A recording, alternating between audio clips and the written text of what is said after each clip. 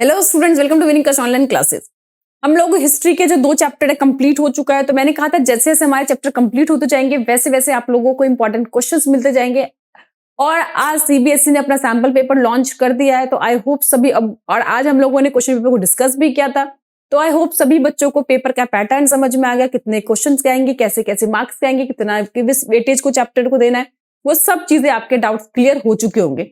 तो अब आपके दिमाग में आ रहा होगा कि मैम को पता है कि 1 मार्क्स से क्वेश्चन नहीं आ रहे, फिर भी मैम ने एमसीक्यू क्यों दिखा रहे हैं यहाँ पे। बिल्कुल सही बात है, लेकिन मैं आपको बता दूं छोटे छोटे चीजों के लिए मैंने एमसीक्यूज बनाए हुए हैं ताकि आप लोगों के जो एंट्रेंस एग्जाम होंगे उसमें काम आ सकते हैं, आगे के जो भी आपके एग्जाम्स होंगे उसमें काम आ सकता है। और साथ साथ जो केस बेस्ड स्टडी के क्वेश्चन है उसमें मैंने बताया था कि आपको आंसर नहीं गिवन होगा, आपको चैप्टर से रिलेटेड चीजें नॉलेज होगी तो ही आप उसका आंसर प्रॉपरली लिख पाओगे। तो इसीलिए कुछ इंपॉर्टेंट डेट्स, इंपॉर्टेंट जो पर्सन है उनके बारे में यहाँ पे हम लोग एमसीक्यू में डिस्कस करेंगे। तो चलिए, हमारा पहला ही क्वेश्चन है कि विलेज हेडमैन इन बंगाल वर्ड नोन एज, कि विलेज जो भी हेडमैन होता था, हेड होता था बंगाल में, उसे किस नाम से बोलते थे। इसका आंसर है जोतेदार उसे कहा जाता था। Who introduce the permanent settlement, Bengal में जो परमानेंट सेटलमेंट स्टार्ट हुआ था वो किसने स्टार्ट किया था। इसका आंसर है बी, लॉर्ड कॉर्नवालिस ने। Who among the following emerge as a danger for Paharia, जो पहाड़िया लोग थे राजमहल हिल में रहते थे उनके लिए एक कौन डेंजर बन गए थे, खतरनाक बन गए थे, तो संथाल लोग, क्योंकि उनकी जमीन पे आकर उन्होंने कब्जा कर लिया था। हालांकि उन्होंने ब्रिटिशर्स नहीं बसाया था बट उनके लिए तो संथाल ही उनके दुश्मन हुए। दामिनो को वॉज फॉर्म्ड फॉर, दामिन को जो एरिया था बेसिकली संथालों को वहां पे बसाकर वहां पे एक लाइन घिस दी गई थी उनको। तो वो जो था किसके लिए बनाया गया, संथाल्स के लिए बनाया गया था ताकि वो परमानेंटली यहाँ पे रह सके, प्रॉपर्ली सिस्टमेटिकली एग्रीकल्चर वो करे। और ब्रिटिशर्स जो है अपने इनकम को जनरेट करना चाहते थे, इनकम को बढ़ाना चाहते थे, तो इसीलिए उन्होंने देखा कि एग्रीकल्चर के द्वारा ही बढ़ाया सकता था। इसीलिए संथाल लोग थे वो नए नए जगहों पे खेती बहुत अच्छे से कर सकते थे, इसीलिए वहां पर लाकर उनको बसाया गया था। कह रहा when the 5th report introduce the British parliament, मैंने पहले ही बताया था इस पे लॉन्ग क्वेश्चंस भी बन सकते हैं। 5th जो रिपोर्ट था तो 1813 जो है इसका सही आंसर है सी। कह रहा प्रोफेशनली जो था बुकनन के बारे में हमने पूरा पढ़ा था, वो जगह जगह पे ट्रैवल करते थे, बताते थे भाई कौन सा सॉइल किस प्लांट के लिए अच्छा है, ये सारी details information east India company के लिए काम करते थे। ईस्ट इंडिया कंपनी सारा ट्रैवल खर्चा उठाते थे। वो बेसिकली प्रोफेशनली क्या थे, वो फिजिशियन थे। इसका आंसर है बी। कह रहा जमींदार वर रिस्पॉन्सिबल फॉर, जमींदार जो थे वो किस चीज के लिए रिस्पॉन्सिबल थे, कि कह रहा paying revenue to the company, की वो क्या करेंगे, किसानों से रेवेन्यू कलेक्ट करेंगे और जमींदार को रेवेन्यू डिपॉजिट कराएंगे, वही उनका मेन काम था। Who among the following was the leader of the Santhal rebellion, तो ये आंसर जो है आप लोग मुझे बताएंगे। इसकी बुक में पिक्चर भी दे रखी है, जल्दी से पिक्चर देख के बताओ कि भैया लीडर कौन था संथाल रिबेलियन का। The company establish its rule in Bengal, Bengal के अंदर जो रूल उन्होंने स्टार्ट किया मिड 1960s, बी इसका करेक्ट आंसर है। When was the permanent settlement introduced in Bengal, Bengal में जो परमानेंट सेटलमेंट है कब इंट्रोड्यूस हुआ था, तो इसका आंसर है सी 1793। नेक्स्ट क्वेश्चन है कि लाइफ ऑफ पहाड़ियाज और राजमहल जो थे कंप्लीटली डिपेंड अपॉन, कि जो राजमहल में रहने वाले जो पहाड़ियाज थे, हिल एरिया में रहने वाले, वो लोग पूरी तरह से किस पे डिपेंडेंट थे, फॉरेस्ट पे। हमने देखा था फॉरेस्ट में ही घर बनाकर रहते थे, फॉरेस्ट की चीजों से ही अपना गुजारा करते थे। तो पूरी तरह से उनकी लाइफ जो थी फॉरेस्ट पे डिपेंडेंट थी, इसलिए फॉरेस्ट को क्लियर नहीं करना चाहते थे। ब्रिटिशर ने उनको बहुत कोशिश की कि वो लोग जो परमानेंट सेटल बन जाए, एग्रीकल्चरल प्रॉपर करने लगे, लेकिन उन्होंने किस तरह से भी एग्रीकल्चर को करने को तैयार नहीं हुए थे। तो पूरी तरह से किस पे डिपेंडेंट थे वो, आपको याद रखना है कि फॉरेस्ट पे। अब यहाँ पे लॉन्ग क्वेश्चंस में आए थे कि यहाँ पे आपको कुछ क्वेश्चंस दिख रहे होंगे, कुछ हमारे शॉर्ट क्वेश्चंस है, 3 नंबर में आ सकते हैं, क्योंकि आपने देखा कि 3 नंबर में और 4 नंबर में और 6 नंबर में बेसिकली आपके क्वेश्चंस आए। तो 4 नंबर के जो है वो केस बेस्ड क्वेश्चंस है, 3 नंबर और 6 नंबर के मेन क्वेश्चंस आपको अच्छे से प्रिपेयर करना है। तो चलिए एक एक करके हम लोग देखते हैं, और इन्हीं में से डेफिनेटली मैं कह रही हूँ 10 क्वेश्चन आपने कर लिया ना, तो चाहे 3 नंबर का हो चाहे 6 नंबर का, इसके बाहर कोई भी क्वेश्चन नहीं बनते, ठीक है। तो उसको अच्छे से प्रिपेयर कर लेना आपको, शायद आप लोग स्क्रीनशॉट भी इसकी ले सकते हैं,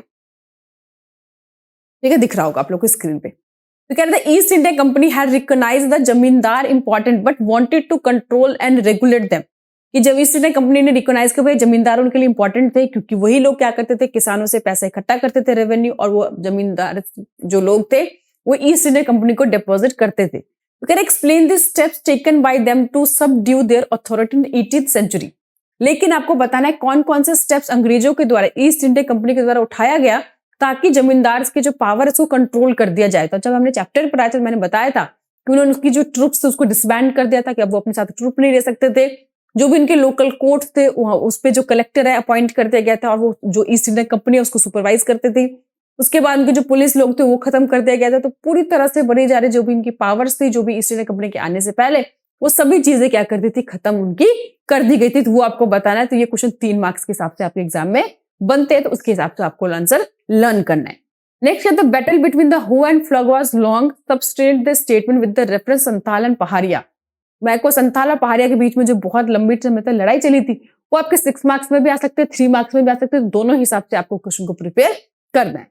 नेक्स्ट क्वेश्चन है why did the fifth report, जो फिफ्थ रिपोर्ट था, produce by the select committee on England east India company in the 13 bye the British parliament. मैंने बताया था कि जो फिफ्थ रिपोर्ट है बहुत इंपॉर्टेंट है, क्योंकि फिफ्थ रिपोर्ट में दिखाया गया था कि ईस्ट इंडिया कंपनी जो है इंडिया के ऊपर बहुत अत्याचार कर रही है, बहुत सारे जो लैंडलॉर्ड्स है उनकी जमीनें हाथ से चली जा रही है, काम करने का तरीका ठीक नहीं है। रीजन क्या था कि बहुत सारे जो प्राइवेट इन्वेस्टर्स थे, दूसरे पॉलिटिकल पार्टी के नेता थे ब्रिटिश के अंदर, वो भी चाहते थे कि वो भी इंडिया के साथ व्यापार करना चाहते थे, ट्रेड करना चाहते थे।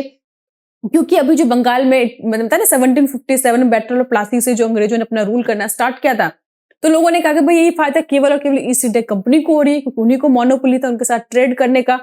इसीलिए उनके ऊपर बहुत ज्यादा इल्जाम एक तरह से लगाए गए कि वो लोग काम ठीक नहीं कर रहे। इस पर काफी डिबेट हुई, बातचीत हुई और फाइनली डिसाइड ये किया गया कि उनकी मोनोपोली तो खत्म नहीं की जाएगी ईस्ट इंडिया कंपनी को, लेकिन बहुत सारे कमिटीज बना दिए गए थे जो उनके काम करने के तरीके पर मॉनिटर करेगी। तो ये फिफ्थ रिपोर्ट, उसके ऊपर क्वेश्चन बहुत इंपॉर्टेंट, आपको अच्छे से प्रिपेयर करना है। और सीबीएसई ने सैंपल पेपर दिया, उसमें भी ये क्वेश्चन है। तो आई होप आपको समझ में आएगा, इस क्वेश्चन की वैसे इंपॉर्टेंस बढ़ जाती है। Explain the reason for the failure of the permanent settlement of the land revenue introduced by the British in Bengal. हमने देखा था कि 1973 के अंदर ब्रिटिशर्स ने एक नया रूल पास कर दिया था, परमानेंट सेटलमेंट, जिसमें जो भी इनका रेवेन्यू सिस्टम है वो परमानेंट हमेशा के लिए हो जाएगा, 30 ईयर्स के लिए बेसिकली। तो इसमें क्या था कि आखिर वो जो सिस्टम था वो फेल क्यों हो गया। ब्रिटिशर ने बहुत उम्मीदें सोची थी कि इससे उनका जो इनकम है परमानेंट हो जाएगा, रेगुलेट हो जाएगा, और वो आगे की फ्यूचर के लिए बहुत कुछ प्लान कर सकते हैं इनकम रेगुलर होने से। बट वो सक्सेस इसीलिए नहीं हो पाया, मैंने आपको नोट्स में भी दिखाया था, क्योंकि इनिशियली उसको बहुत ज्यादा लगाया गया था, बहुत ज्यादा हाई जो रेट रेवेन्यू का डिसाइड किया गया था, और इतना ज्यादा जो था इनिशियल स्टेज पे उस टाइम पे एग्रीकल्चर प्रोडक्ट की इतनी ज्यादा वैल्यू भी नहीं होती थी।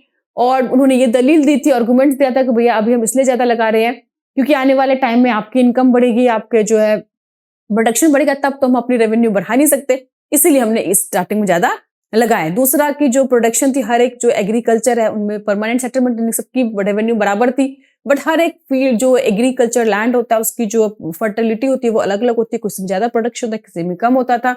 तो बहुत सारे रीजंस थे जिसके कारण ये शायद सक्सेस नहीं हो पाया, वो आप लोग को अच्छे से लर्न करना। Next can explain 2 strategy devised by zamindar of serving the pressure of high revenue demand and possible auction for the land. कि 2 स्ट्रेटेजी जमींदार ने बनाए थे। देखा ना, जब जमींदार लोगों का रूल था कि हर एक जमींदारों को एक पर्टिकुलर एरिया दे देते थे, जिसमें जितने भी नंबर ऑफ गांव, जैसे 400, किसी को 300, किसी को 200, जो भी होता था, जमींदारी उसको दे दी जाती थी कि इस एरिया की जमीन पे भैया आप जमींदार हो, आपका काम क्या है, किसानों से एक पर्टिकुलर जो भी ब्रिटिशर्स ने, ईस्ट इंडिया कंपनी ने जो भी रेवेन्यू आपको डिसाइड करके दिया, आप उनसे कलेक्ट करके ब्रिटिशर्स के अकाउंट में जमा कराओ। और अगर आप नहीं करा पाते तो सनसेट लॉ के हिसाब से पर्टिकुलर डेट को, जब सूर्य अस्त हो जाएगा, उस डेट तक अगर आप अपना रेवेन्यू नहीं जमा कराते ईस्ट इंडिया कंपनी के अकाउंट में, तो आपसे जमींदारी छीन ली जाएगी। और ऐसा हुआ कि 75% लोगों की जमींदारी हाथों से चली जाती रही। तो उन्होंने क्या स्ट्रेटेजी अपनाई इसको बचने के लिए? तो पहला मैंने बताया था कि जो अंग्रेज होते थे वो क्या करते थे, जो वुमेन्स के नाम पे जो लैंड होते थे उनको वो नहीं छीनते थे। तो जानबूझकर उन्होंने क्या करा, फिक्शन जो होता है ना, फिक्टिशन, जो उन्होंने क्या करा, सेल करना स्टार्ट कर दिया अपने मदर्स के नाम पे, अपने वाइफ के नाम पे, अपने बहनों के नाम पे, ताकि जो उनकी जमींदारी उनसे ना जाए। दूसरा मैंने बताया था फिक्टिशियस सेल, यानी कि जो भी उनके जमींदार लोग से जमींदारी ली जाती थी, ईस्ट इंडिया कंपनी उसको ऑक्शन पे लगाती थी, बिड लगाती थी, और खरीदने वाले जो होते थे वो इन्हीं के सर्वेंट होते थे, इन्हीं के एजेंट्स होते थे, और ये लोग खरीद लेते थे बहुत ही हाई बिड लगा के। उसके बाद उनको पेमेंट नहीं करते थे, दोबारा से फिर से बिडिंग होती थी और फिर उस पर खरीद लेते थे, हाई बिड लगा, फिर से उसको पेमेंट नहीं करते थे। इस तरह बार बार ऑक्शन लगाने से उसकी वैल्यू बहुत कम हो जाती थी, बहुत जब कम हो जाती थी जमींदार लोग खुद ही उसको खरीद लेते थे। तो बहुत सारे इस तरह उन्होंने स्ट्रेटेजी बनाई थी। नेक्स्ट क्वेश्चन है कि after introducing the permanent settlement in Bengal the zamindar regularly fail to pay the land revenue demand. कि जब परमानेंट सेटलमेंट बंगाल में लगा दिया गया तो जमींदार लोग क्यों इतने ज्यादा फेल हो रहे थे, वो टाइम से रेवेन्यू क्यों नहीं ईस्ट इंडिया कंपनी को डिपॉजिट कर रहे थे। अब भैया उनकी प्रॉब्लम क्या थी कि जब भी वो किसान से रेवेन्यू कलेक्ट करने के लिए जाते थे तो हर बार का वही था कि इस बार फसल अच्छी नहीं हुई, चाहे मौसम ठीक नहीं रहा, जो भी रीजन है। अब जब किसान जमींदार को रेवेन्यू ही नहीं देंगे तो जमींदार आगे कहां से रेवेन्यू उनके अकाउंट में डिपॉजिट कराएंगे। कुछ लोगों की जेन्युइन प्रॉब्लम थी कि सच में उनके पास इतने इनकम नहीं होते थे कि वो अपना रेवेन्यू जमींदार को दे सके। कुछ लोग तो जैसे मतलब ना जोतेदार थे, जो बड़े बड़े मंडल थे, अमीर लोग थे, वो जानबूझ के जमींदार को परेशान करते थे ताकि उनकी जमींदारी छीन दिया जाए। और जब ऑक्शन लगेगी तो जोतेदार क्या करते थे, उसको खरीद लेते थे। तो धीरे धीरे जोतेदार एक बहुत ज्यादा पावरफुल अल्टरनेटिव सेंटर्स के रूप में उभर कर सामने आ रहे थे। तो कुछ लोगों की जेन्युइन प्रॉब्लम थे, कुछ जानबूझकर उनकी जमींदारी से छीनने के लिए भी इस तरह की लैंड उनको रेवेन्यू उनको टाइम से नहीं देते थे। नेक्स्ट जो छोटे क्वेश्चंस में आ सकेगा कि what was the sunset law. Sunset law क्या था, मैंने बताया था कि एक पर्टिकुलर डेट को अगर सूर्य अस्त से पहले पहले अगर कोई भी जमींदार अपना tax revenue east India Company को डिपॉजिट नहीं कराता था तो उनसे जमींदारी छीन ली जाती थी। ये सनसेट लॉ था। दामिनी को मैंने बताया था कि जो संथाल लोगों को वहां पे राजमहल हिल में बसा दिया गया था अंग्रेजों को द्वारा, और उनकी पूरी जो लाइन को एक डिमार्क यानी कि एक लाइन खींच दी गई थी और पूरे एरिया को संथाल की जमीन डिक्लेयर कर दिया गया था, उसे दामिनी को कहा गया। फिर हु वाज कॉल्ड दीकूज, मैंने बताया था जो मनी लैंडर्स होते थे बड़े बड़े, उसको दीकूज कहा गया। Why the jotedar were more powerful in village than the zamindar, कि एक टाइम पे ऐसा आया कि जमींदार से ज्यादा पावरफुल जोतेदार हो गए थे। तो क्यों हो गए थे, मैंने बताया था कि जोतेदार कौन थे, जो अमीर पीजेंट होते थे उन्हें जोतेदार कहा गया। और ये लोग क्या करते थे, जो भी जमींदार लोग अपनी जमीन ऑक्शन पे लगाते थे, ये लोग खरीद खरीद के अपने एरिया उन्होंने बहुत ज्यादा एक्सपेंड कर लिया। ये जोतेदार जो है ज्यादा पावरफुल हो गए। क्यों? क्योंकि देखिए जमींदार लोग होते थे वो गांव के बाहर रहते थे, सिर्फ वो साल में एक बार आते थे किसानों से पैसा वसूल करने के लिए, रेवेन्यू कलेक्ट करने के लिए। बट जोतेदार क्या है कि गांव में रह रहे, तो किसान भी गांव में रह रहा है, तो उनसे उनकी इंटरेक्शन होती थी, उनसे कॉन्टैक्ट होने के कारण। दूसरा, ये लोकल बिजनेस करते थे और मनी लैंडर का भी परफॉर्म करते थे। गांव के किसानों को जरूरत होती थी पैसों की, तो यही लोग देते थे, उनकी हेल्प करते थे। तो इस तरह से उनका कनेक्शन आपस में बना हुआ था। तो ये रीजन भी आपको इंपॉर्टेंट है क्वेश्चन आपको करने। तो देख लीजिए 10 क्वेश्चन है, स्क्रीनशॉट ले लो, चाहे क्वेश्चन उतार लो अपनी कॉपी में। 10 क्वेश्चन चैप्टर के लिए अच्छे से प्रिपेयर करना है। और इसमें जो है 6 मार्क्स से क्वेश्चन जो बेसिकली बनते हैं वो एक मैंने बताया ना, एक में सेकंड आपका क्वेश्चन बनता है, फिफ्थ रिपोर्ट दूसरा हो गया, और तीसरा जो है कि 6th question, second, third and 6th ये क्वेश्चन जो है बड़े नंबर में, बाकी सारे 3 नंबर में ही क्वेश्चंस बनते। तो आई होप आपको समझ में आ गया हो। फिर भी कोई दिक्कत हो, प्रॉब्लम हो, आप लोग मुझे कमेंट कर सकते हैं। मैं कमेंट का रिप्लाई हर बच्चे को करता हूँ ताकि एग्जाम से पहले पहले आपके सारे डाउट्स क्लियर हो जाए। Thank you.